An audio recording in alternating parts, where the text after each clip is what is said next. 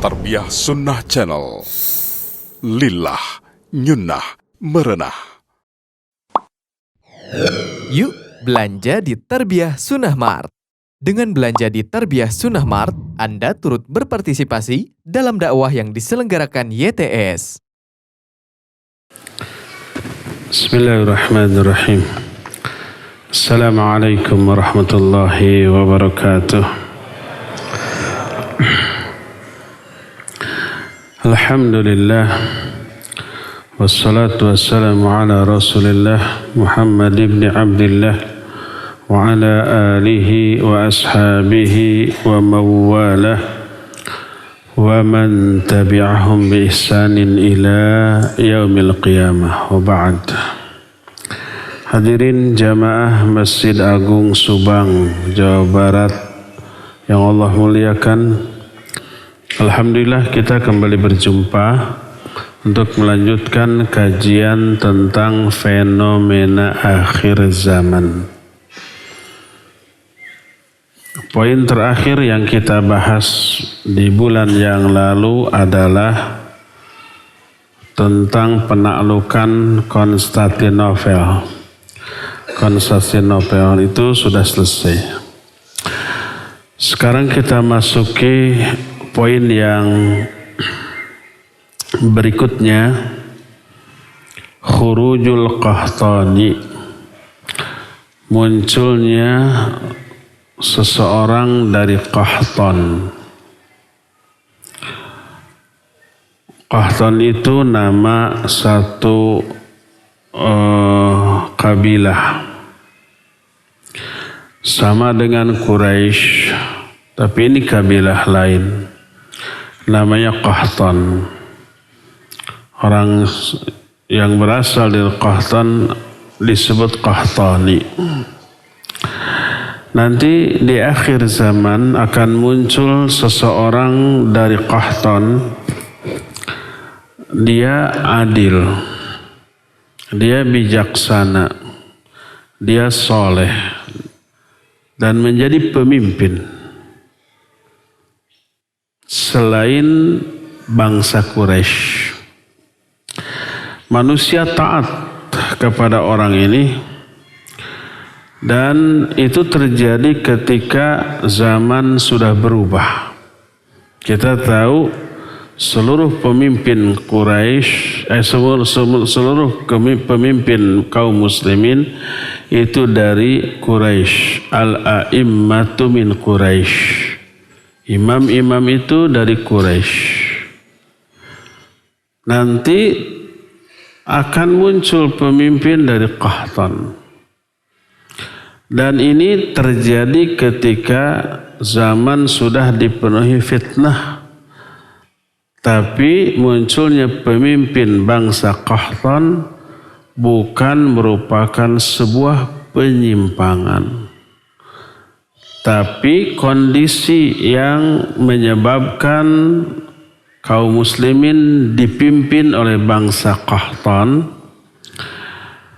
karena agama orang-orang Qahtan atau orang Qahtan ini adalah sebaik-baik agama ketika itu. Yang menjadi patokan bagi seorang pemimpin bukan dari mana dia berasal, dari suku bangsa mana, dari kabilah mana, tapi bagaimana agamanya.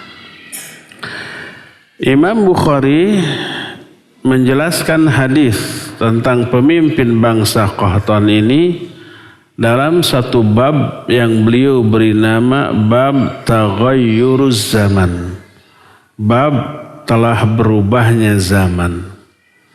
Hadis ini diriwayatkan oleh Imam Ahmad, Imam Bukhari dan Imam Muslim dari Abu Hurairah radhiyallahu anhu. Berkata Rasulullah sallallahu alaihi wasallam, la taqumus sa'atu hatta yakhruja rajulun min Qahtan yasuqun nasa bi'asahu. Tidak akan terjadi hari kiamat sehingga muncul seorang laki-laki dari Qahtan, dia menggiring manusia dengan tongkatnya. Apakah yang dimaksud menggiring manusia dengan tongkat ini adalah ungkapan dari kezaliman dia? Tongkat itu kan fungsinya apa? Memukul. Ataukah tongkat itu kinayah, kiasan dari kekuasaan?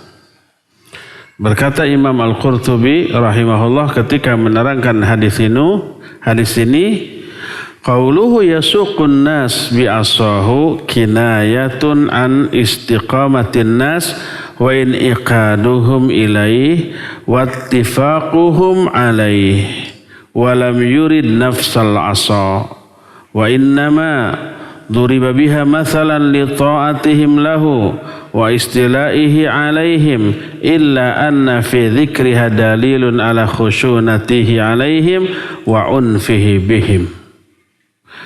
Kata Imam Al-Qurtubi, sabda Nabi SAW bahwa orang Qahtan ini menggiring manusia dengan tongkatnya itu kinayah.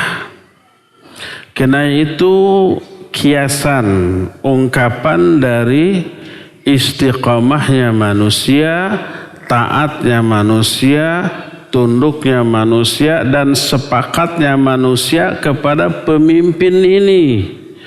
Bukan tongkat dengan makna yang sebenarnya. Disebut dengan tongkat karena ketaatan manusia kepadanya dan dia berkuasa mengatur manusia. Bukan mencerminkan kerasnya dia dalam memimpin, zalimnya dia dalam memimpin, bukan. Tapi tegasnya, komitnya, loyalnya dia ketika memimpin kepada aturan syariat. Sehingga manusia mentaatinya. Itu yang dimaksud dengan dia menggiring manusia dengan tongkatnya. Maknanya bukan zalim, bukan keras, bukannya semena-mena, tapi karena tegasnya dia kepada setiap penyimpangan tapi tidak keluar dari rel syariat. Berkata muallif, bal innama yaqsu ala ahli al-ma'siyati minhum fahuwa rajulun salihun yahkumu bil adli. Tapi pemimpin ini keras kepada ahli maksiat di kalangan rakyatnya. Penyimpangan itu tidak dibiarkan.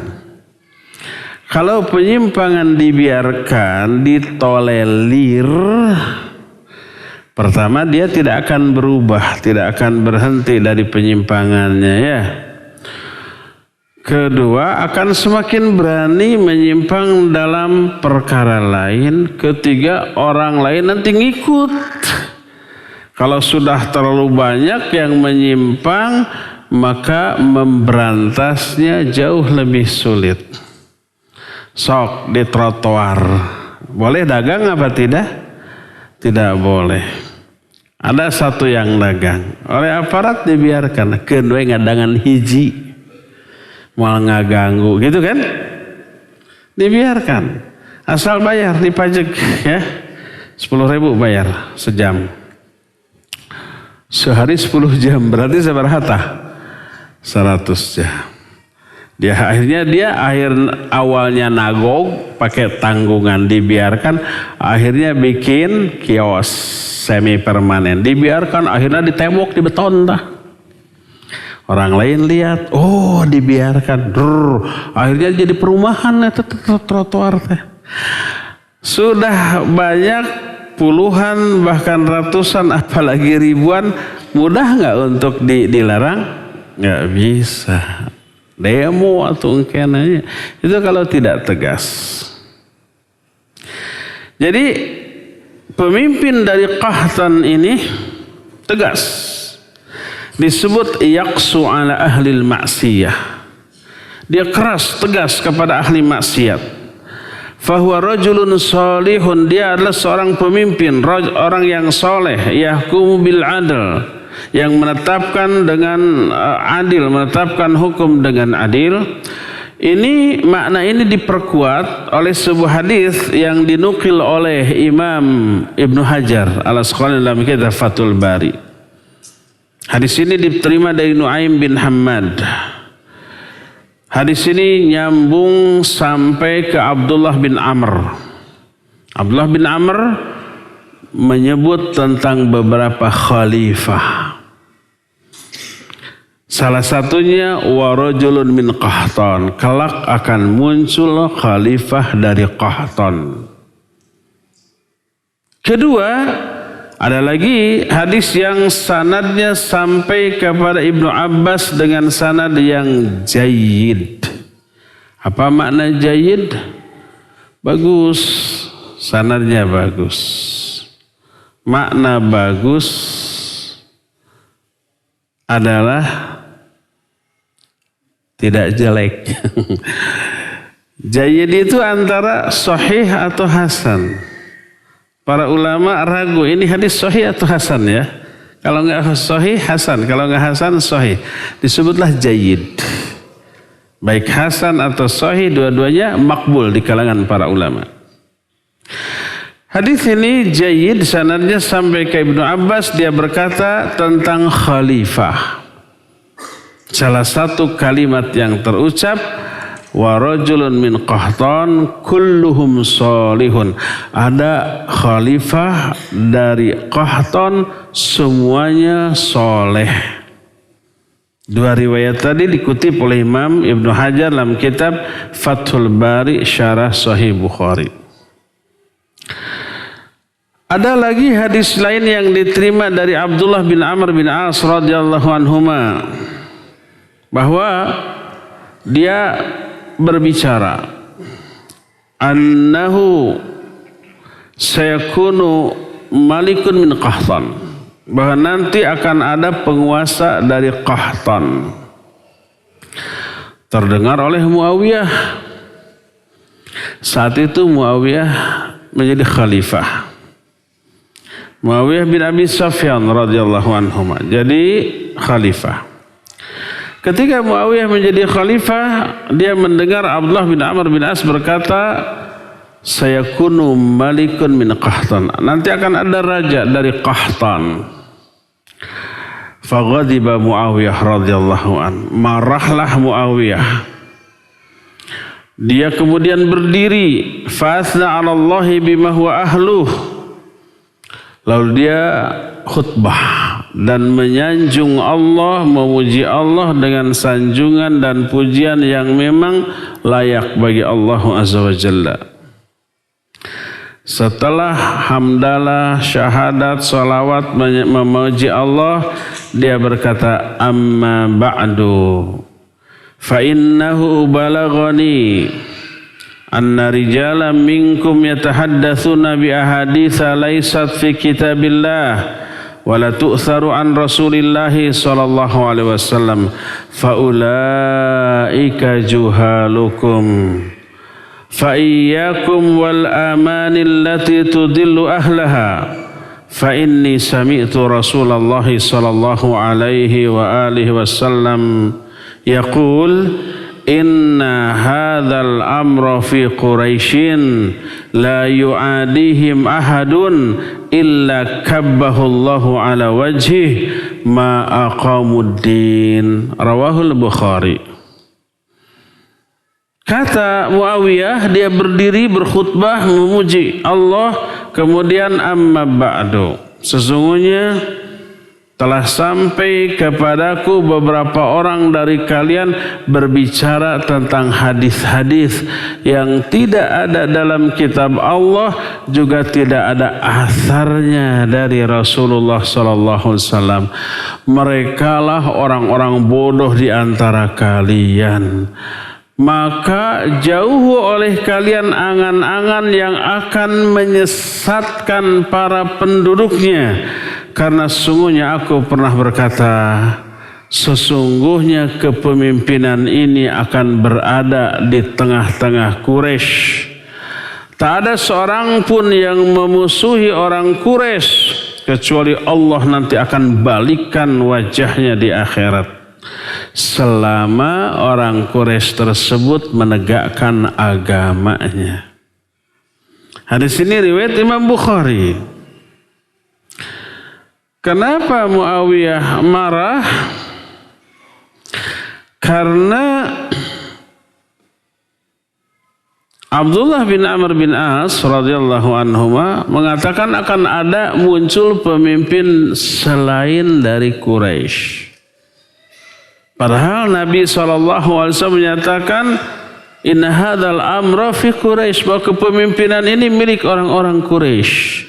Tapi kenapa ada yang berani menyatakan akan muncul pemimpin dari Qahtan? Dan hadis ini sahih diriwayatkan oleh Imam Bukhari. Kenapa Muawiyah mengingkari hadis tentang pemimpin dari Qahtan? Berkata Imam Ibnu Hajar ketika mengomentari hadis Muawiyah ini, karena hadis Muawiyah diriwayatkan oleh Imam Bukhari dengan sanad yang sahih, dan Imam Ibnu Hajar mensyarah kitab Sahih Bukhari ini, termasuk hadis ini. Berkata Imam Ibnu Hajar, wa innama angkara Muawiyatu khasyatan ayyadunna ahadun annal khilafata tajuzu fi ghairi Quraisy. Ma'anna Muawiyah lam yunkir khurujul Qahtani fa inna fi hadithi Muawiyah qawluhu ma aqamud din fa idza lam yuqimud din kharajal amru min aydihim wa qad hasala hadha fa innan nas lam yazalu fi ta'ati Quraisy ila an dha'ufa tamassukum fid din fa dha'ufa amrahum wa talasha wa intaqala al mulku ila ghairihim. Kata Imam Ibnu Hajar, Muawiyah mengingkari hadis ini hanya karena khawatir ada orang yang menyangka bahwa khilafah boleh diberikan selain kepada orang Quraisy. Padahal Muawiyah tidak mengingkari akan munculnya pemimpin dari Qahtan. Karena di dalam hadis tadi Muawiyah menyatakan ma'aqamuddin, kepemimpinan selalu berada di tangan orang Quraisy selama mereka menegakkan agama ini. Ketika orang Quraisy tidak lagi menegakkan agama, maka keluarlah hak kepemimpinan dari lingkungan mereka. Tidak lagi bangsa Quraisy yang menjadi pemimpin, dan ini telah terjadi. Manusia selalu mentaati pemimpin dari Quraisy sampai orang-orang Quraisy itu agamanya melemah untuk diri-diri mereka dan lingkungan mereka sendiri. Imannya sudah mengalami penurunan, pemahaman tentang agamanya juga sudah berkurang, maka lemahlah hak mereka untuk menjadi pemimpin karena lemahnya iman dan ilmu mereka tentang agama ini. Lalu berpindahlah kekuasaan keluar orang-orang Quraisy. Berdasarkan hal itulah maka banyak pemimpin kaum muslimin zaman dahulu yang bukan dari Quraisy. Nah, terus yang kedua, bangsa Qahtan tidak ada yang menjadi budak hamba sahaya. Mereka orang-orang merdeka. Dan Qahtan ini adalah nisbat yang silsilahnya sampai kepada penduduk Yaman dari Humair dan Kindah dan Hamdan dan yang lain-lainnya. semuanya para bangsawan yang tidak pernah menjadi budak, tidak pernah menjadi hamba sahaya. Seluruhnya orang-orang merdeka dan orang-orang yang terhormat dan termuliakan. Jadi status sosial bangsa Qahtan selalu tinggi, selalu di atas, dianggap bangsawan. Makanya orang-orang Qahtan bukanlah orang-orang jahjah. Jahjah itu orang yang silsilah keturunannya ke atas ada yang pernah menjadi budak atau hamba sahaya. Sebuah hadis yang diriwayatkan oleh Imam Ahmad diterima dari Abu Hurairah radhiyallahu an, berkata Rasul sallallahu alaihi wa alihi wasallam, la yadhhabul lailu wan nahar hatta yamlika rajulun minal mawali yuqalu lahu jahjah. Tidak akan terjadi atau tidak akan hilang malam dan siang, tidak akan hancur waktu dan kehidupan sehingga ada seseorang yang berkuasa dari kalangan bangsa budak yang disebut dengan sebutan jahjah. Walhasil nanti akan muncul pemimpin dari bangsa Qahtan. Dan ini akan terjadi sebelum munculnya Imam Mahdi. Karena Imam Mahdi itu bangsa Quraisy. Nanti kita akan sampai pada pembahasan munculnya Imam Mahdi. Kita akan bahas nasab silsilah keturunannya. Yang jelas Imam Mahdi itu namanya Muhammad bin Abdullah. Beliau bangsa Quraisy. Beliau menjadi pemimpin atau khalifah terakhir bagi seluruh kaum muslimin dalam kehidupan di dunia ini. Sampai nanti seluruh dunia dikuasai oleh Islam, orang-orang kafir seluruhnya tunduk patuh taat di bawah kekuasaan kaum muslimin, di bawah kepemimpinan Imam Mahdi, maka umat Islam tidak ada lagi lawan bagi mereka yang sepadan. Semua orang kafir sudah lemah. Semua orang kafir sudah terkuasai, sudah tunduk dan patuh. Ajaran Islam, hukum Allah tegak di mana-mana. Kesejahteraan merata ke seluruh lingkungan, ke seluruh aspek kehidupan manusia. Gak ada lawan lagi dari kalangan manusia. Barulah nanti muncul Dajjal laknatullahi alaih, ya. Itu nanti akan kita terangkan.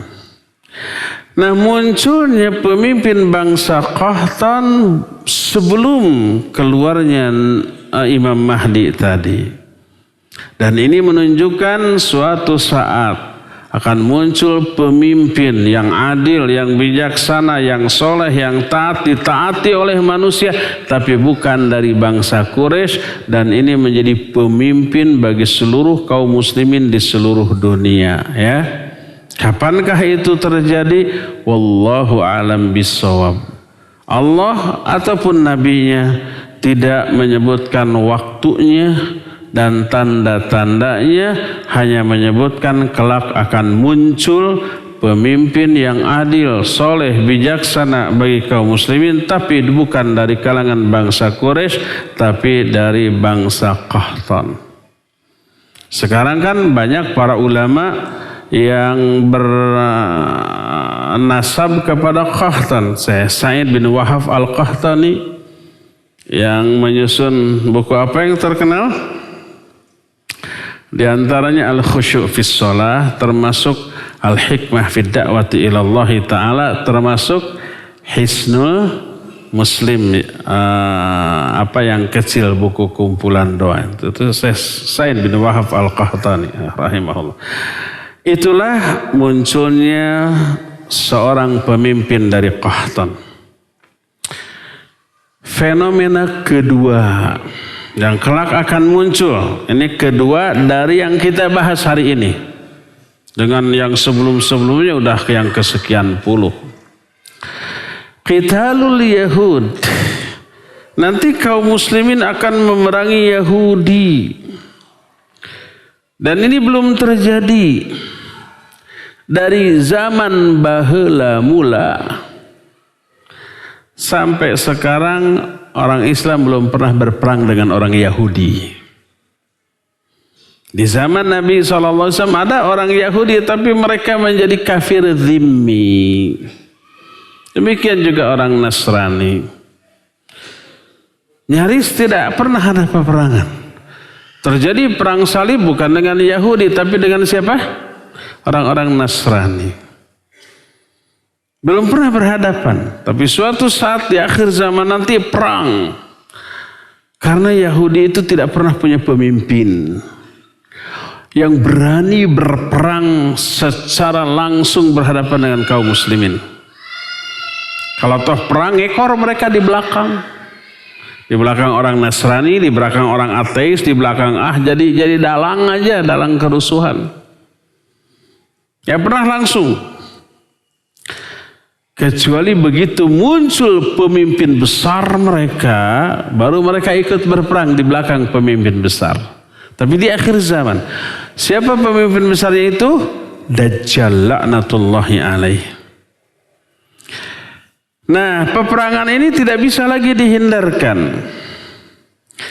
Dan ini akan terjadi di akhir zaman.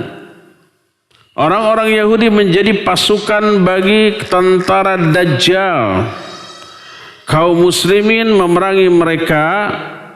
Saat itu pemimpin besar kaum muslimin bukan lagi Imam Mahdi. Imam Mahdi ada saat itu.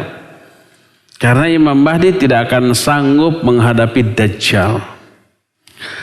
Tapi muncul dan turun seorang nabi yang sampai sekarang belum mati menurut keyakinan kaum muslimin. Siapakah nabi ini? Nabiullah Isa alaihissalatu wassalam. Nanti kita akan khusus bahas tentang Nabi Isa. Bukan hari ini, mungkin beberapa bulan lagi, mungkin tahun depan. Karena setelah ini kita masuk ke Imam Mahdi, kita masuk ke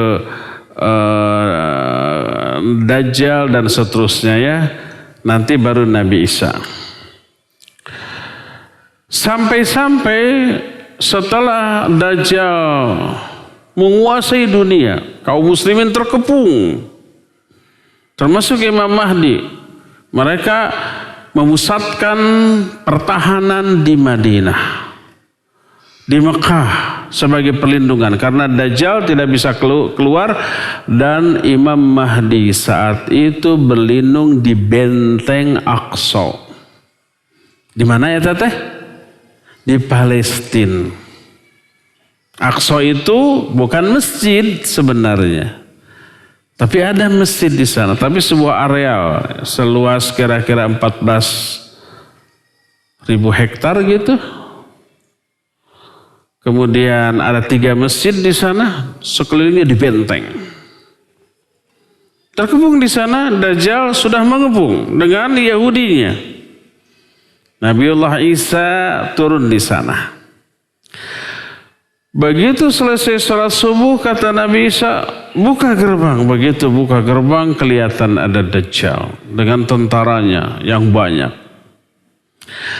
Begitu Dajjal melihat Nabiullah Isa alaihissalatu wassalam, maka leeh bahasa Indonesia naon? Leeh. Meleleh. Melelehlah tubuh Dajjal seperti melelehnya garam ketika kena air. Yang apabila Allah membiarkan demikian, niscaya dia akan binasa dengan cara demikian. Tapi Allah tidak menginginkan Dajjal mati dengan cara demikian. Lari eta mah lompat sakalompat lampet ti paparatit ti tatarajong. Karena sieun ku Nabiullah Isa. Diudag, dikejar. Sampai tiba di sebuah tempat namanya Babul Lud. Dia nggak bisa lari lagi, dibunuh, ditombak oleh Nabiullah Isa sampai darahnya berhamburan, matilah. Pemimpinnya mati, anak buahnya Yahudi kocar-kacir, dikejar oleh kaum muslimin. Sampai dimanapun mereka bersembunyi, tempat persembunyian mereka itu ngomong. Batu, pohon, dinding, apapun. Hei muslim, ini Yahudi ada di belakangku nih, kesini, bunuh dia. Begitu. Sebagaimana diterangkan di dalam banyak hadis. Maka berkata Rasul SAW dalam hadis sahih riwayat Imam Muslim, la ukhrijannal yahuda wan nasara min jaziratil arab hatta la ada'a illa muslima. Pasti akan aku usir orang-orang Yahudi dan Nasrani dari jazirah Arab sampai tidak ada yang aku biarkan seorang pun kecuali kalau dia menjadi muslim.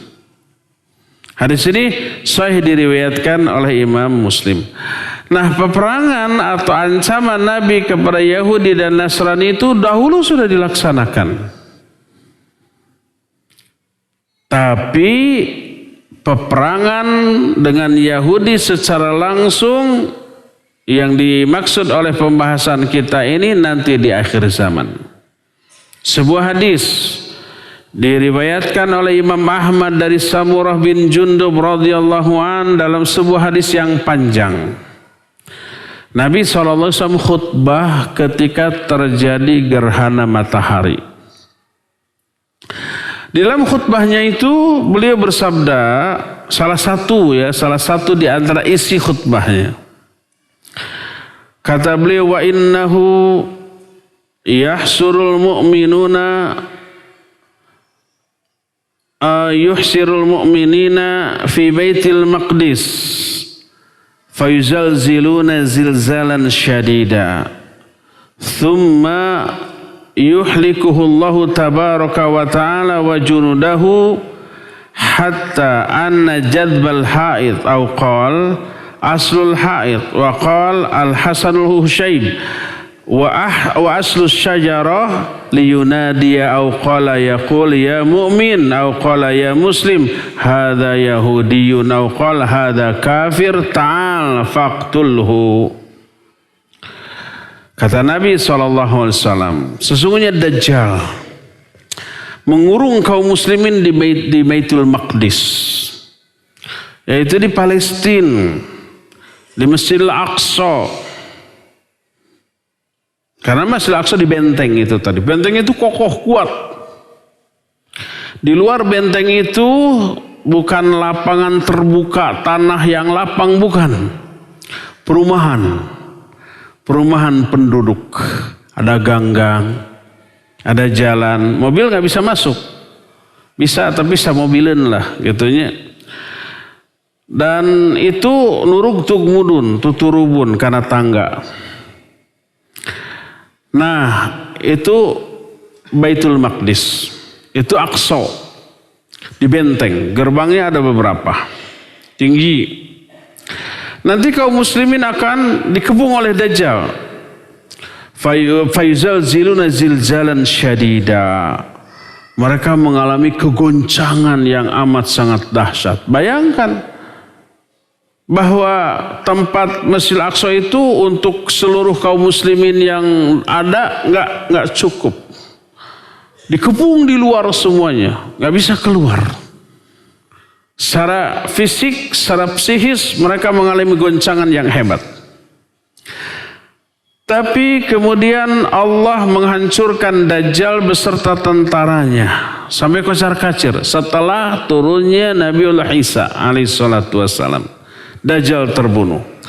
Sampai mereka lari dikejar oleh kaum muslimin sampai dinding-dinding ataupun pohon-pohon yang dipakai bersembunyi oleh orang-orang Yahudi berbicara, wahai mukmin, wahai muslim, ini Yahudi ada di belakangku, ini orang kafir ada di belakangku, sini bunuhlah dia. Itu terus terjadi. Dan dalam hadis riwayat Imam Bukhari dan Imam Muslim dikatakan la taqumus sa'atu hatta yuqatilal muslimun al-yahud fayaqtuluhumul muslimun hatta yakhtabi al-yahud min wara'il hajar wasyajar fayaqulul hajar awi syajar ya muslim ya abdallah hadha yahudiyun khalfi fata'al faqtulhu illa al-gharqad fa innahu min syajaril yahud. Tidak akan terjadi kiamat sampai kaum muslimin memerangi orang Yahudi lalu kaum muslimin membunuh mereka.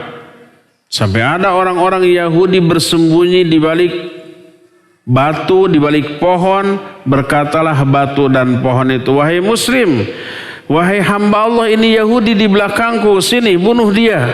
Seluruh benda yang dipakai bersembunyi saat itu bisa bicara kecuali satu pohon namanya pohon gharqad. Karena dia termasuk pohon Yahudi.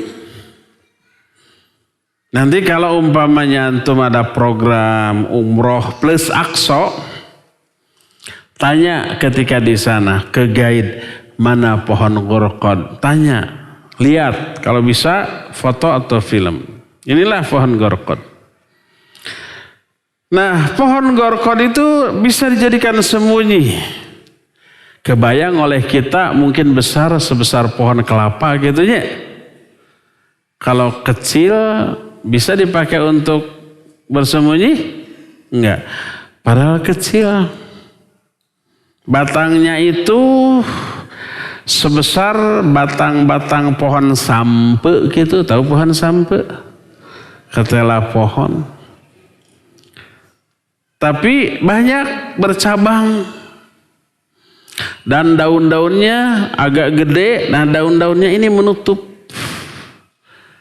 Daun-daunnya ini yang tidak tinggi, tapi daunnya setinggi orang, setinggi daunnya banyak gitu. Menutup, saling menutup. Bisa dijadikan tempat sembunyi di balik daun-daunnya. Lamun teh disidik-sidik mah moal katingali aya nu nyumput di dinya tah. Begitu ditalak-talak, tuh ada orang bisa kelihatan. Itu gharqad. Karena gharqad itu pohon Yahudi. Orang-orang Yahudi tahu hadis ini, makanya mereka memperbanyak pohon gharqad. Kalau tahu hadis ini kenapa tidak Islam aja ya? Masuk Islam gitu ya. Tapi memperbanyak pohon gharqad untuk dijadikan tempat persembunyian ketika mereka dikejar-kejar oleh kaum muslimin ya. Bukannya tobat masuk Islam jelema teh, malah memperbanyak menanam pohon gharqad.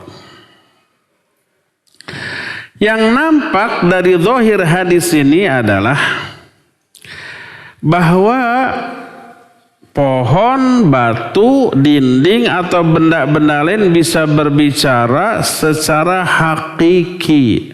Makna hakiki yang sebenarnya. Masuk akal apa tidak? Tidak masuk akal. Kenapa? Karena akal kita terbatas. Kemampuannya, akal kita hanya mampu memahami sebagian kecil dari apa yang dilihat zaman sekarang. Sedangkan zaman baheula dan zaman nanti hukum alam yang Allah terapkan di alam ini berbeda. Zaman baheula banyak hal-hal yang anehnya. Zaman baheula kalau kaum muslimin berperang menang, zaman baheula tuh nabi-nabi terdahulu maksudnya, bukan di zaman Nabi Muhammad SAW. Menang harta rampasan perang itu haram bagi nabi-nabi terdahulu. Dikumpulkan di tempat terbuka, setelah terkumpul baru ada api dari langit menyambar, habis terbakar semua. Sekarang ini tidak mungkin terjadi. Tidak terjadi lagi, bukan tidak mungkin. Ya, aneh saat itu, tapi betul terjadi. Zaman baheula ada serigala yang bisa berbicara, sudah kita terangkan kan? Ada serigala yang bisa berbicara. Serigala itu menerkam seekor kambing, si pengembala kemudian merebutnya kembali. Si serigala itu sambil duduk ngomong, "Hei hamba Allah, kenapa engkau merebut kembali rizki yang telah Allah berikan kepadaku?" Tuh ngomong tuh. Zaman bahala terjadi dan hadisnya sahih. Nanti di akhir zaman benda yang dipakai untuk bersembunyi orang Yahudi bisa berbicara. Pohon, kemudian batu, kemudian dinding, meja, kursi, apapun dipakai untuk bersembunyi orang Yahudi bisa bicara. Dan ini maknanya hakiki terjadi di zaman itu, termasuk di antara tanda-tanda sudah dekatnya hari kiamat. Oleh karena itulah tidak boleh mengingkari hadis ini hanya karena tidak masuk akal manusia.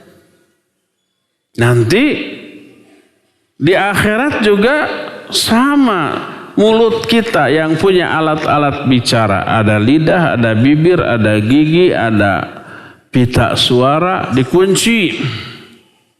Tidak bisa ngomong. Yang bisa bicara tangan, kaki, paha, kulit, tulang, semuanya bisa bicara. Tidak masuk akal kan? Bukan karena itu sebuah kebohongan, tapi karena sangat terbatasnya akal kita, kemampuan akal kita. Kekuasaan Allah jauh di luar jangkauan akal manusia.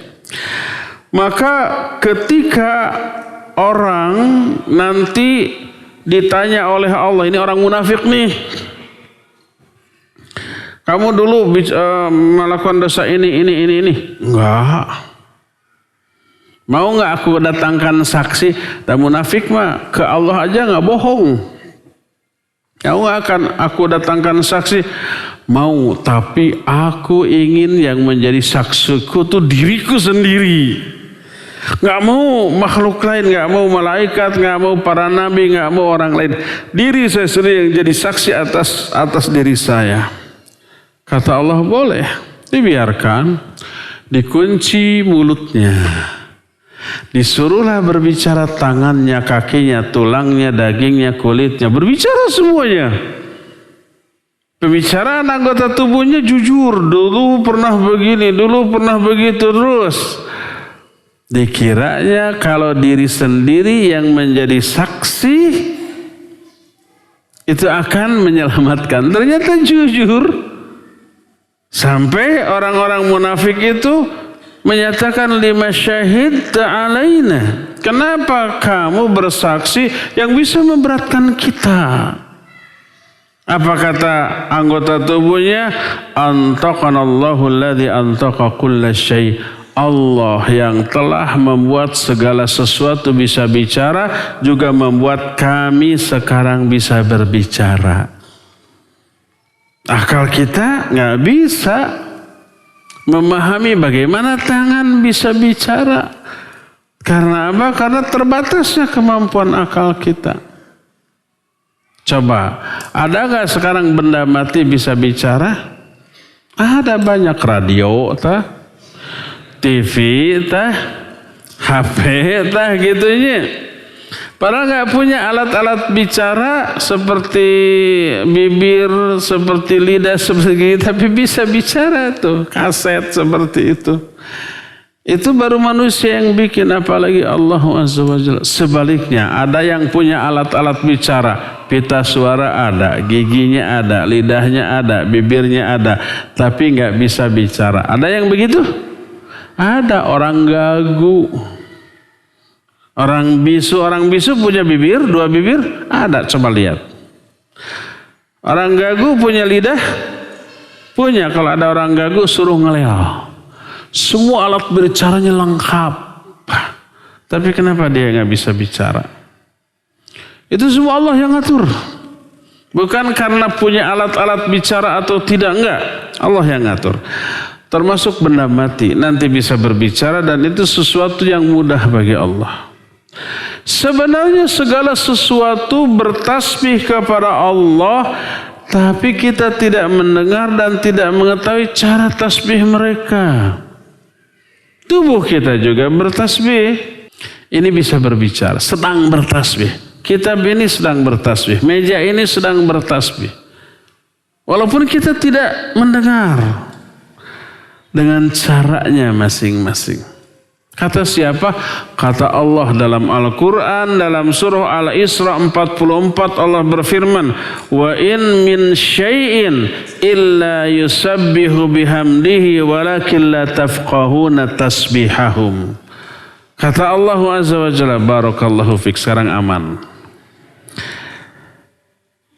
Tidak ada sesuatu pun di alam jagat raya ini kecuali semuanya bertasbih memuji Allah, tapi kalian tidak memahami tasbih mereka.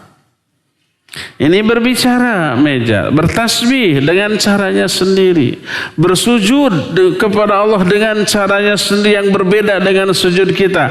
Bahkan kemarin hari apa saya lupa, kalau nggak salah hari Ahad ya. Hari yang lalu atau kumaha pohodai lah pokoknya nama. Kita membahas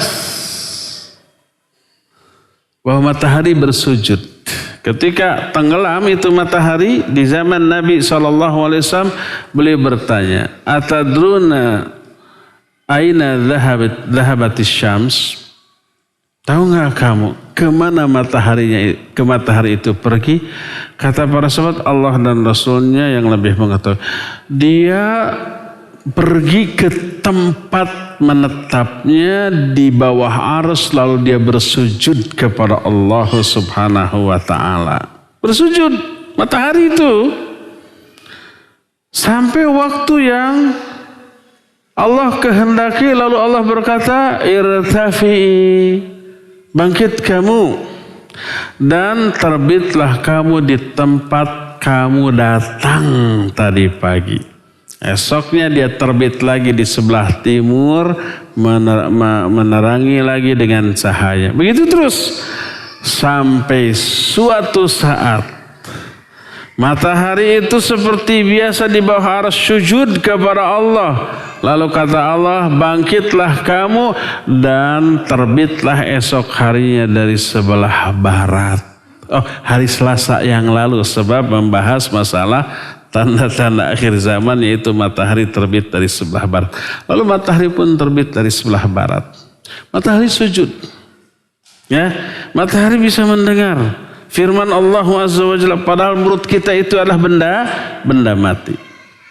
Itu kekuasaan Allah yang menyebabkan seluruhnya bisa berbicara. Dalam hadis yang diterima dari Abu Umamah Al-Bahili radhiyallahu an, dia berkata, khatabana Rasulullah sallallahu alaihi wasallam fa kana aktsaru khutbatihi 'anid dajjal fahadzarnahu.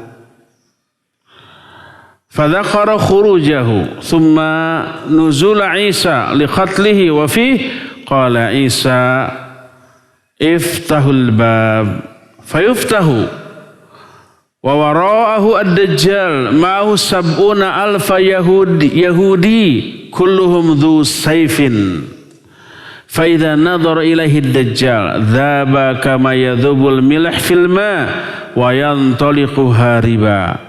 Wa yaqulu Isa alaihi salatu wassalam, inna li fika darbatan lan tasbiqani biha.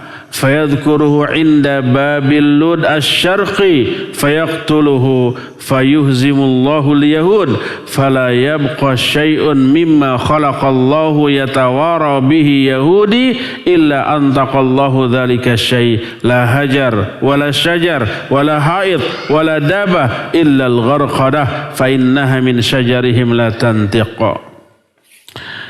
Kata Abu Umamah, Nabi SAW khutbah. Di dalam khutbahnya beliau sering menceritakan tentang Dajjal. Lalu kami pun sangat berhati-hati terhadap Dajjal. Beliau menerangkan keluarnya Dajjal dan turunnya Nabiullah Isa untuk membunuh Dajjal. Lalu beliau berkata, berkatalah Isa, bukalah pintu gerbang. Maksudnya pintu gerbang Baitul Maqdis. Karena mereka saat itu berlindung di Baitul Maqdis, di Aqsa. Begitu dibuka, di balik pintu ada Dajjal beserta 70 Yahudi, 70.000 Yahudi. Semuanya sudah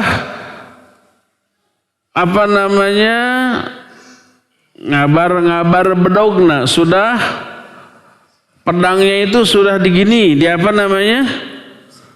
diabar-abar, di gini. Dihunus, sudah menghunus pedangnya. Ketika Dajjal melihat Nabiullah Isa, melelehlah tubuhnya seperti melelehnya garam di air. Lalu dia kabur. Kabur teh apa tadi? Lompat, saka lompat, lampet, tipa paratit, tipa paretot, tiba baranting, ya, kabur. Berkata Isa, aku punya satu tusukan untukmu yang tidak ada seorang pun yang bisa menggantikannya. Terus dikejar oleh Nabiullah Isa sampai kepepet di pintu Lud sebelah timur. Nanti kalau ke sana tanya ke guide, di mana pintu Lud gitu. Ada dua, ada barat, ada timur. Nah di sana maka nggak bisa lari, dibunuhlah oleh Nabi Isa. Allah pun mengalahkan Yahudi. Sampai kocar-kacir berlarian dikejar ke sana kemari. Tidak ada sesuatu pun dari makhluk Allah yang tersisa yang dipakai bersembunyi oleh orang-orang Yahudi kecuali Allah membuat benda itu bisa berbicara. Baik itu batu ataupun pohon ataupun dinding atau bahkan binatang, kuda atau unta atau apapun yang dipakai untuk bersembunyi, seluruhnya berbicara kecuali pohon Gharqadah karena dia termasuk pohon Yahudi yang tidak akan berbicara.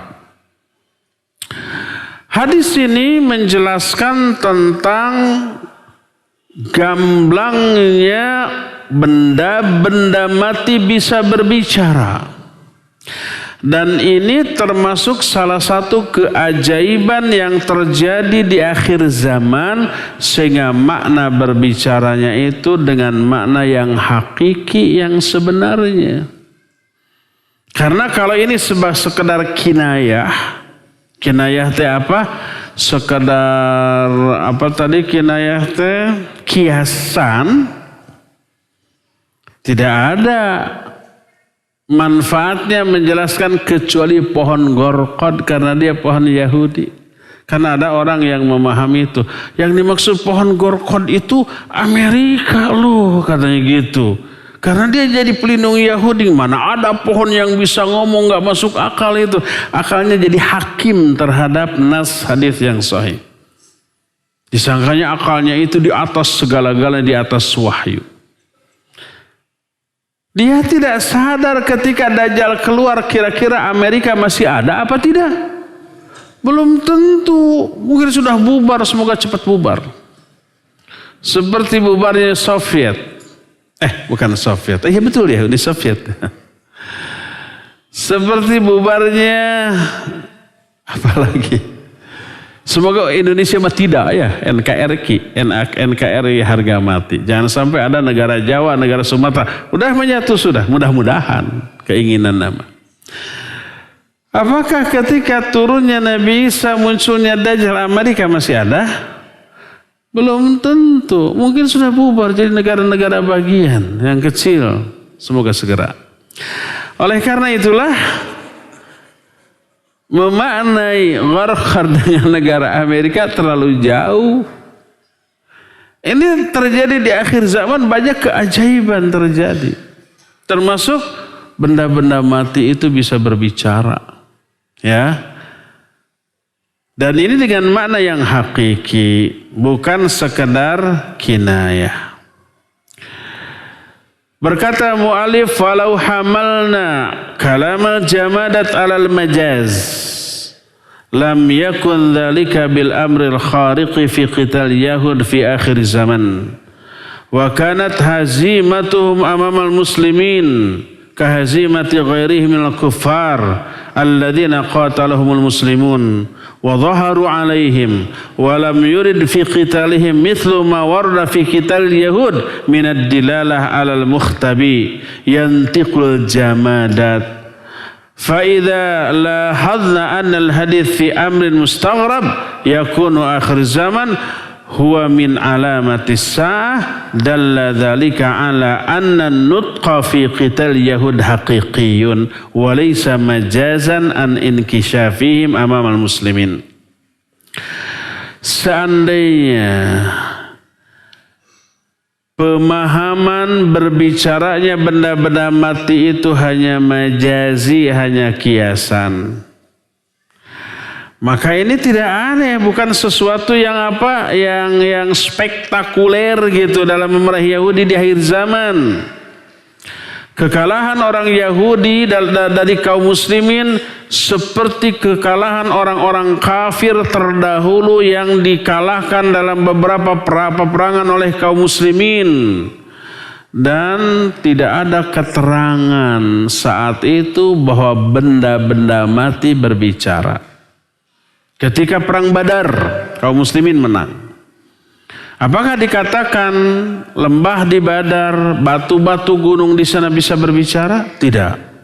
Apakah ketika Uhud, bukit Uhud bisa berbicara? Tidak. Ketika perang Mu'tah, apakah ada benda mati yang berbicara? Tidak. Baik kaum muslimin menang ataupun kalah.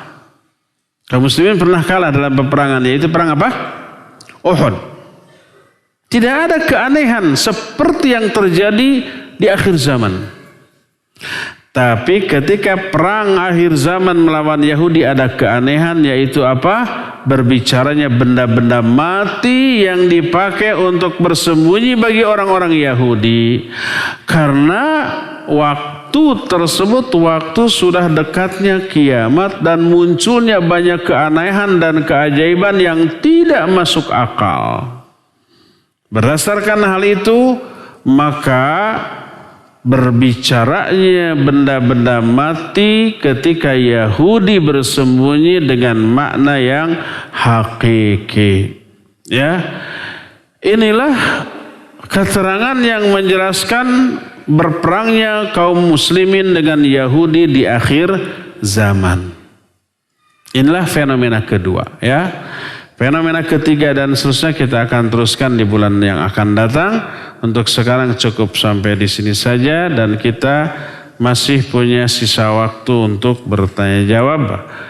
Wassallallahu ala nabiyina Muhammadin wa ala alihi wa ashabihi wasallam. Pertanyaan pertama.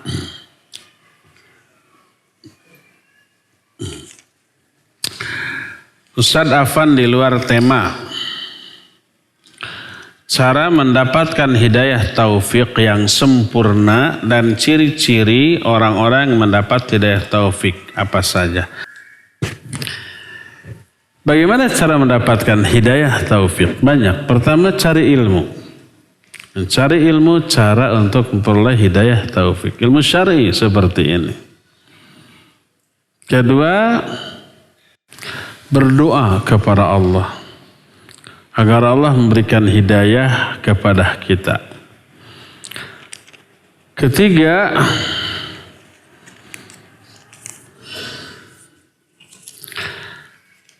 jaga mulut. Dalam arti hanya berbicara yang baik-baik. Banyak baca Quran, banyak berzikir, banyak memberi nasihat yang baik kepada orang. Hindari omongan-omongan yang kotor. Karena Allah berfirman, Ya ayyuhalladzina amanu taqullah wa qulu qawlan sadida yuslih lakum a'malakum. Wa qulu qawlan sadida, ucapkan oleh kamu ucapan yang baik, yang lurus. Kata Imam Ibnu Katsir, maksudnya adalah baca Quran, berzikir, berdoa, dan berbicara yang baik. Yuslih lakum a'malakum maknanya yuwafiqum lil a'malis sholihah. Itu kata Imam Ibnu Katsir. Allah akan beri taufik kepada kamu untuk melakukan amal soleh. Maka cara memperoleh hidayah taufik dari Allah salah satunya adalah berbicara yang baik. Hindarkan ngomong-ngomong yang buruk, berdusta, bergibah, namimah, menghina, mencibir, atau bicara-bicara yang buruk lainnya, baik buruk secara syar'i ataupun secara uraf. Hindarkan, karena itu menjadi penghalang turunnya hidayah dari Allah. Ya. Juga jangan lupa bergaul. Gaulah dengan orang-orang yang sudah memperoleh hidayah, yang rajin ibadahnya, getol melakukan kebaikan, yang sangat menjauhi kemaksiatan, bicaranya adalah ilmu, seperti gaul dengan mereka. Maka itu juga termasuk salah satu cara untuk memperoleh hidayah dari Allah Azza wa Jalla. Assalamualaikum warahmatullahi wabarakatuh. Waalaikumsalam warahmatullahi wabarakatuh. Afwan Ustaz, di tempat ana ada kelompok yang mengklaim pimpinan mereka adalah Imam Mahdi dan telah banyak pengikutnya. Pusat kajiannya di daerah Haurgelis, Indramayu. Salah satu tempat kajian rutinnya di perumahan ana, termasuk teman-teman ana. Jadi pengikutnya. Sudah ana nasihatin dengan hadis-hadis tentang Imam Mahdi dari ustadz-ustadz kita, tapi tidak mempan, bahkan mengklaim hadis tersebut memperkuat Imam Mahdi versi mereka. Hadis yang mana? Coba namanya dia siapa? Imam Mahdi yang asli namanya Muhammad bin Abdullah. Dia namanya siapa? Jangan-jangan Ujang bin Encep. Kedua, ciri fisiknya, Imam Mahdi itu mancung, seperti kata orang Sunda mah seperti pamatuk burung. Mancung, kemudian si tarang, naon tarang? Jidatnya lebar, kemudian matanya tajam, dadanya bidang, dan kulitnya putih. Itu nas hadis tentang Imam Mahdi. Sodorkan, Imam Mahdi kamu hidungnya gimana? Pesek. Sukunya Imam Mahdi suku Quraisy. Dia suku apa? Jangan-jangan sukunya suku sampean hunggu. Pintar bahasa Arab ya jago harus. Imam Mahdi ulama besar, ya, ulama besar. Dia bisa bahasa Arab nggak? Cek, ya. Apakah semua itu memperkuat dia? Kalau iya, sukunya suku Quraisy, namanya Muhammad bin Abdullah. Betul ciri-ciri fisiknya. Saya akan temui dia, mungkin dia ulama besar. Bahasa Arabnya fasih, hadis walotok di luar kepala, Al-Quran hafal di luar kepala. Saya kejar untuk belajar. Pasti ulama besar. Tapi ulama besar tidak mungkin ngaku Imam Mahdi. Ya, ingin ketemu. Jadi hadis mana yang memperkuat bahwa dia pemimpinnya itu betul-betul Imam Mahdi? Hadis mana? Hadis yang tadi. Namanya siapa? Cek di aktenya. Ya, cek di akte. Bisa bahasa Arab apa tidak? Kalau nggak ada, nggak bisa, pasti bukan.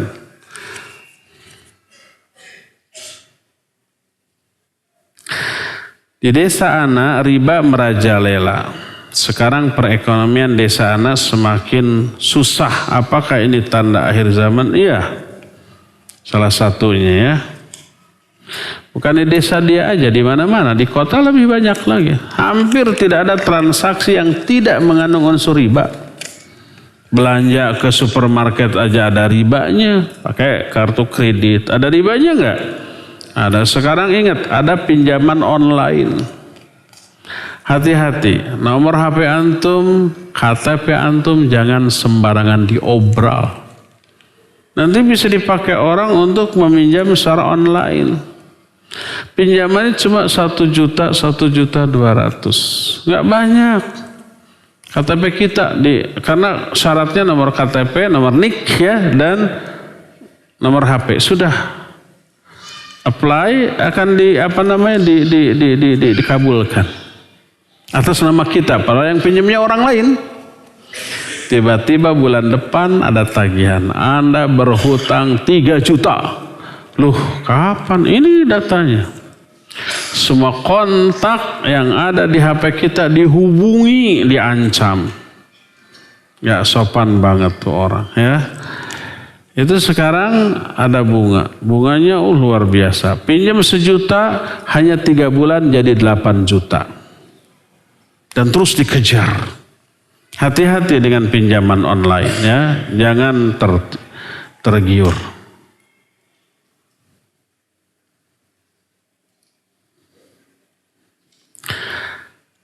Ba'da sholat sunat tahajud berdoa, apakah mengangkat tangan diperbolehkan? Dianjurkan, angkatlah tangan.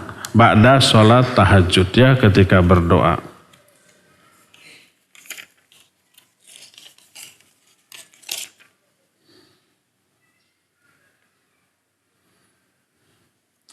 Pada saat orang Qahtan menjadi pemimpin orang Islam, apakah ini berlaku secara umum di seluruh dunia atau terjadi tempat tertentu saja? Umum seluruh dunia. Kalau hanya tempat tertentu maka tidak akan menyeluruh berlakunya kepemimpinan dia di seluruh kaum muslimin. Ya, kalau hanya di tempat tertentu.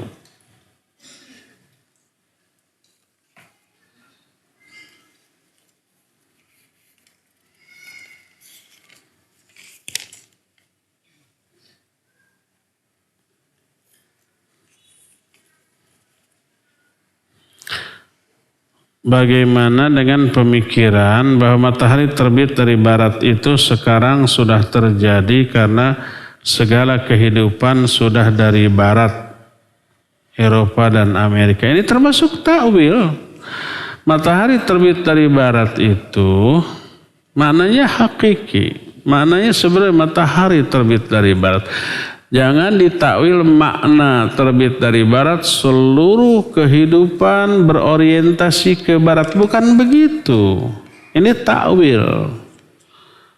Dan takwil seperti ini berbahaya, nanti dari takwil lahir ta'til. Ta'til itu mengingkari. Jadi nanti dia mengingkari terbitnya matahari dari barat nanti ya.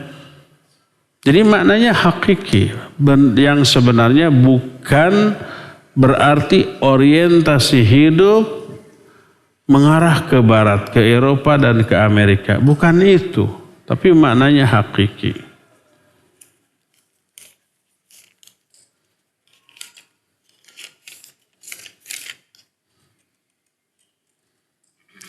Rezeki yang berkah itu rezeki yang bagaimana?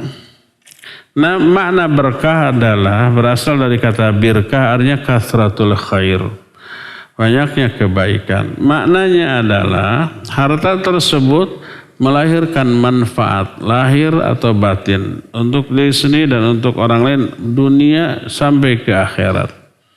Seperti umpamanya harta diinfakkan, disodakohkan. Manfaat bagi yang bersodakoh jelas ada. Manfaat bagi orang yang diberi sodakoh ada. Lahiriahnya ada, manfaat batiniahnya berupa kebahagiaan, kesenangan bagi orang yang memberi dan diberi ada. Dan sampai ke akhirat. Tidak hanya di dunia, di akhiratnya itu ada manfaat. Itu yang barokah ya. Ustaz, kemana teknologi saat ini? Di saat kembalinya perang menggunakan alat tradisional dan berkuda. Iya, fenomena akhir zaman oleh Nabi SAW sering diterangkan perang kembali dengan pedang, dengan kuda, dengan tombak. Tidak ada rudal, tidak ada jet tempur, tidak ada nuklir. Sampai Nabi Isa pun membunuh Dajjal bukan dengan basoka, tapi dengan apa? Tombak. Kemana teknologi sekarang?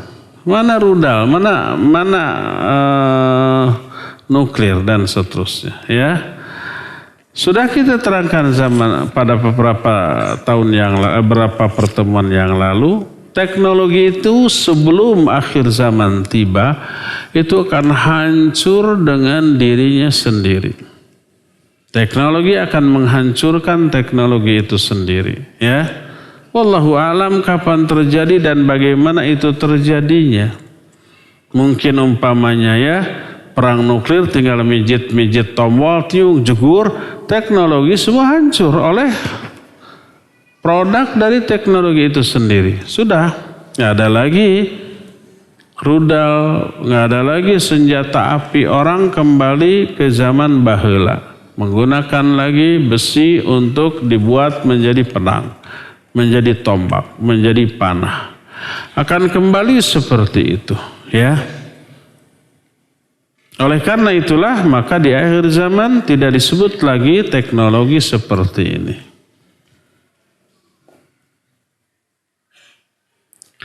Afan Ustadz mau nanya makna dari Dajjal meleleh waktu lihat Nabi Isa. Apa? Karena kan katanya habis itu Dajjal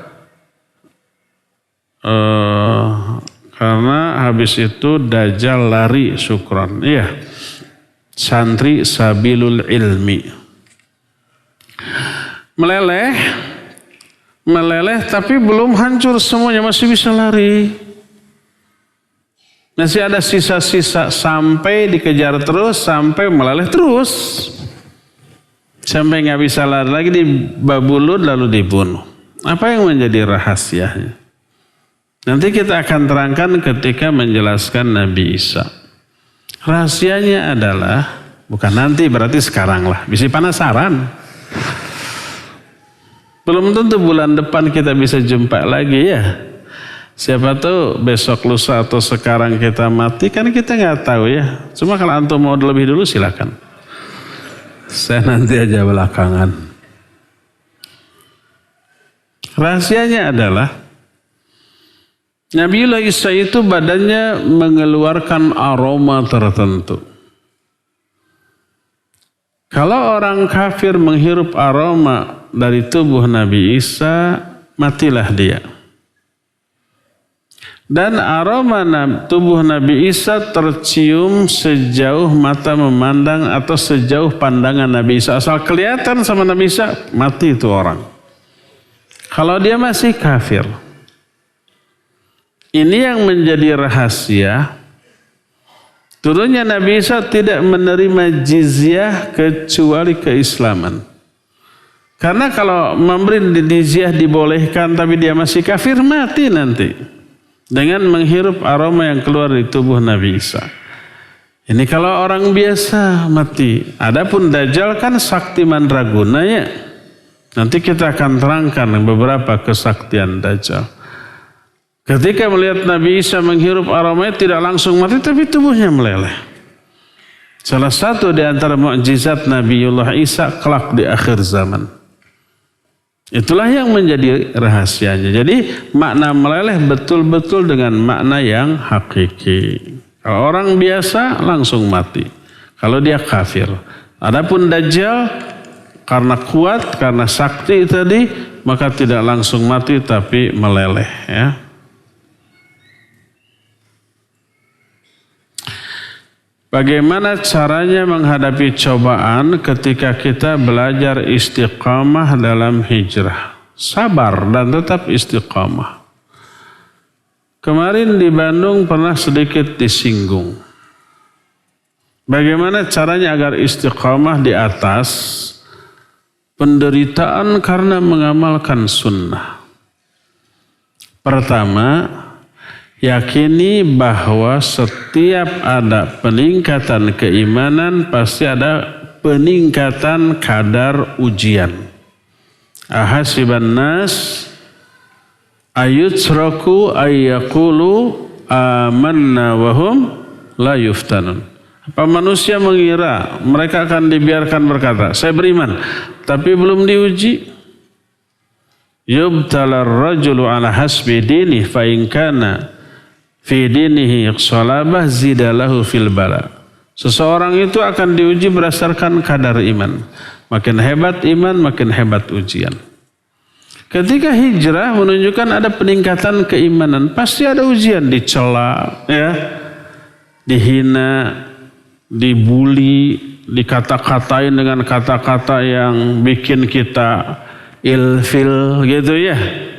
Ahwat disebut ninja, disebut babagig sawah. Ikhwan yang berjenggot disebut apa? kambing disebut siga aki-aki, yang cingkrang disebut kurang bahan, kebanjiran, macam-macam. Itu ujian dan itu sunnatullah.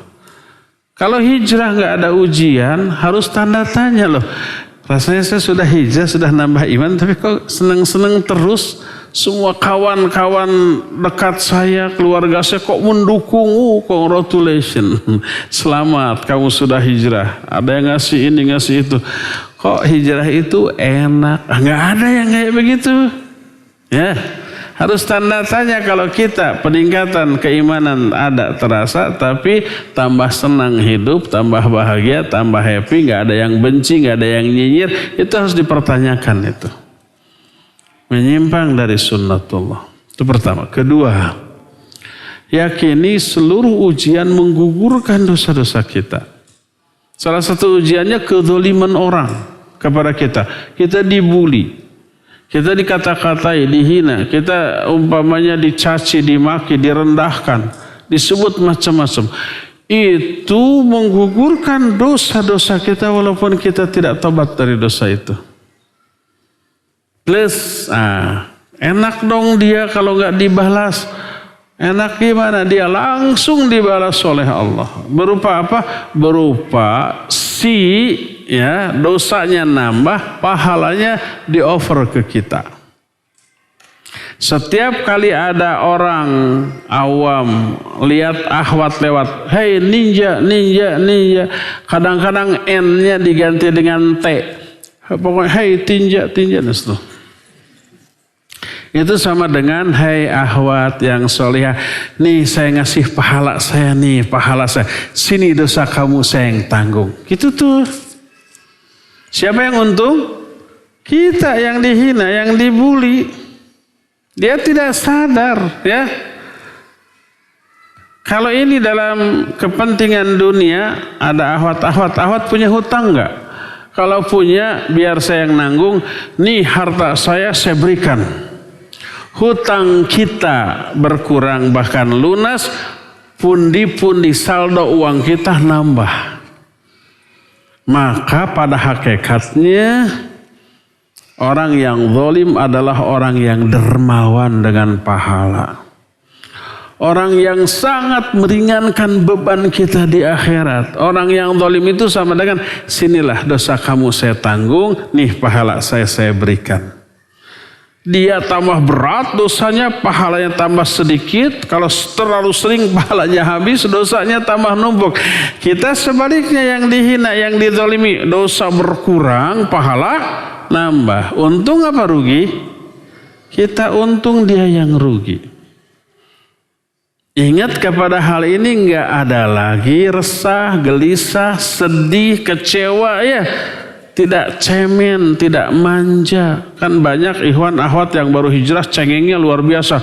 Nelpon ke ustaz, saya disebut ninja, saya disebut itu sambil nangis. Saya bilang jauh keneh kana pejit eta mah. Teu bared acan, teu bohak acan, jauh keneh kana pejit, cemen, cengeng. Gitu ya. Ini uang atau apa? Amplop. Oh. Pertanyaan, sugante surat cinta. Termasuk kalau kita dicap Wahabi oleh orang tua, bagaimana? Ini termasuk disebut Wahabi, disebut Salafi, disebut teroris, disebut radikalis, disebut ekstremis, disebut segala macam sebutan-sebutan yang kesannya buruk. Ujian itu teh. Nabi SAW zaman dahulu orang yang paling dikenal sebagai orang yang jujur, berakhlak mulia. Coba sebutannya apa? Pendusta, tukang sihir, dukun, pemecah belah persatuan umat. Wah segala macam tuh. Kita tidak sampai kepada itu. Bahkan Nabi SAW sudah mau dibunuh. Bukan sekedar niat tapi sudah ikhtiar, diperangi mau dibunuh. Kita nggak sampai ke sana. Jangan cemen ya. Setiap ada bulian, dicap Wahabi, dicap teroris, dicap ekstremis, dicap agama anyar dan seterusnya. Al-Quran sejak dahulu sudah mengatakan begitu. Lihat surah Al-Mulk ayat, cari dari ayat 1 sampai terakhir. Ketika orang kafir masuk dalam neraka, oleh para malaikat ditanya, alam ya'tikum nadhir? Apa jawabnya? Bala qad ja'ana nadhirun fakadzabna wa qulna ma nazzalallahu min syai'in antum illa fi dhalalin kabir. Itu orang kafir tuh. Apa dulu waktu di dunia nggak ada seorang pun pemberi peringatan kepada kamu, nggak ada ustadz, nggak ada dai, nggak ada mubaligh yang menyampaikan ayat-ayat Allah? Apa jawabnya? Bala, ya sudah ada datang ustadz, dai, tapi kami dustakan, kami bantah sampai di akhirnya in antum illa fi dhalalin kabir. Kami berkata kepada mereka, kamu ini agama sesat. In antum illa fi dhalalin kabir. Kamu ini tiada lain kecuali berada dalam kesesatan yang besar, agama sesat, pemahaman sesat, ajaran sesat gitu. Jadi orang yang berpegang teguh kepada Quran Sunnah, ada nggak yang menuduh sesat? Banyak. Dari zaman baheula Quran menjelaskan. Ya. Makanya Nabi sudah mengingatkan, innal islama bada'ah ghariban wa sayaudu ghariban kama bada fatuba lil ghuraba alladzina yuhyuna ma amatan nasu min sunnati. Islam ini awal mulanya dianggap aneh, dianggap asing. Dan kelak pada suatu masa di akhir zaman akan kembali dianggap aneh, dianggap asing, dianggap sesat malah. Maka berbahagialah orang-orang yang dianggap asing, yaitu orang-orang yang menghidupkan kembali sunnahku yang banyak dimatikan oleh manusia. Tuh. Jadi sudah wanti-wanti ya. Makanya ingat kepada hal ini, oh para nabi, para ulama, para pejuang zaman baheula begini, lebih dari ini. Saya ini baru tahap awal. Harus tegar tuh ya. Tenang. Ketiga, bayangkan pahala yang diperoleh oleh orang yang dibully, dihina, dicaci, dimaki karena mengamalkan Quran Sunnah. Selain menghapus dosa dengan jumlah yang banyak, pahala juga akan diberikan dengan jumlah yang banyak. Sebanyak apa? 50 kali lipat pahala para sahabat Nabi SAW. Beliau bersabda, Nabi SAW bersabda, inna mi waraikum ayyaman as-sabiruna fihinna ala sunnati kal qabidina alal jamri walil amili fihinna. Disebutkan oleh Nabi begitu. Nanti di belakang kalian ada hari-hari yang penuh fitnah. Orang yang sabar di zaman itu seperti orang yang memegang bara api. Dan orang yang beramal dengan sunnahku di zaman itu memperoleh pahala 50 kali lipat dari pahala sahabat-sahabatku. Bayangkan besarnya pahala. Dosa berguguran, pahala nambah. Enak bagi kita. Dibuli, dicela, dicaci, bari jeung teu bohak-bohak acan. Apakah ketika disebut dasar kamu teroris kewor teh getih tinu ieu? Itu disebut teroris jadi datang lagi dasar si Wahabi. Langsung asa katonjok angen. Apakah begitu? Enggak, teu bohak-bohak acan, teu bared-bared acan. Senyum aja. Kenapa senyum? Begitu kita dicap ini, dicap itu, langsung dosa buru, itu dosa rag-ragan. Langsung pahala, itu pundi-pundi pahala, jadi pinuh ngadadak. Kumaha rek teu tersenyum atuhnya. Ada yang tahu apa bahasa Sundanya tersenyum? Seri mah atuh tertawa. Jarang anak sekarang. Apa tersenyum? Imut, nyerengeh. Nyerengeh bukan. Imut. Imut teh pondok na aya papanjang. Nah ada yang tahu imut apa? Imut mungkin kalian jarang mendengar atau nggak pernah, baru sekarang terdengar dari mulut saya. Catat. Imut ngagelenyu. Ada yang pernah dengar? Ada yang tua-tua. Yang pernah dengar berarti sudah tua. Imut ngagelenyuk. Imut saja ngagelenyuknya. Terakhir,